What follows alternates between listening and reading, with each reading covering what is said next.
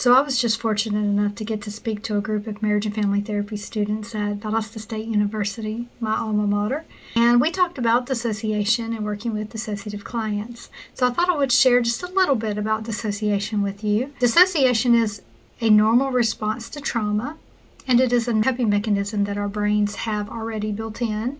Everybody dissociates to a degree.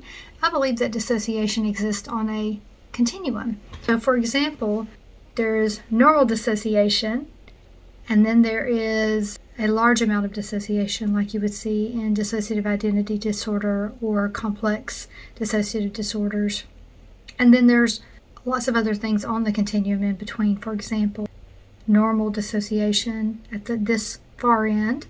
Then you have PTSD, you have dissociative disorders not otherwise specified, then you have dissociative identity disorder, and lots of things in between. But when we think of dissociation, we tend to want to think about this extreme, multiple personalities, dissociative identity disorder. But actually, dissociation in and of itself is not bad. It's not pathological. It's completely natural, and we all do it.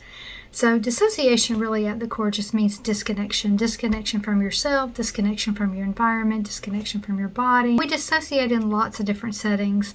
If you have a major physical trauma, a car accident, for example, you're going to dissociate probably from your body. You're going to go into shock.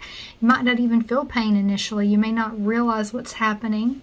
That's a normal survival mechanism that we need in order to get through that, because we would be so overwhelmed in that moment that we wouldn't be able to handle it.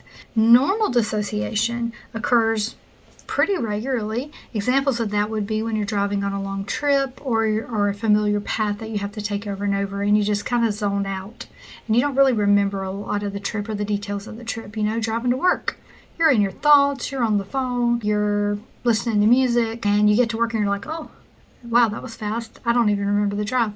That's dissociation. So dissociation in and of itself is completely normal. It only becomes a problem when it interferes with your ability to connect with people, your ability to function on a day-to-day basis, when it moves along the continuum. Where you are in that continuum is directly proportionate to how much trauma you've experienced. So normal, little to no trauma, PTSD, it's a little higher, right? Even more trauma, dissociative identity disorder, extreme trauma, repetitive, consistent, stacked over time, at the other end. So if you've experienced any kind of trauma, you probably are a little above average in the level of dissociation that you experience. It's okay. Dissociation is completely treatable with therapy. So if you learn to work on it, you learn to manage it. It does not have to interfere with your life at all, and the amount of dissociation you experience will reduce as you do the work, and that's why it's so important to be with a trauma-informed therapist who understands dissociation and dissociative disorders if you have experienced a good deal of trauma in your life. I hope this was helpful information for you.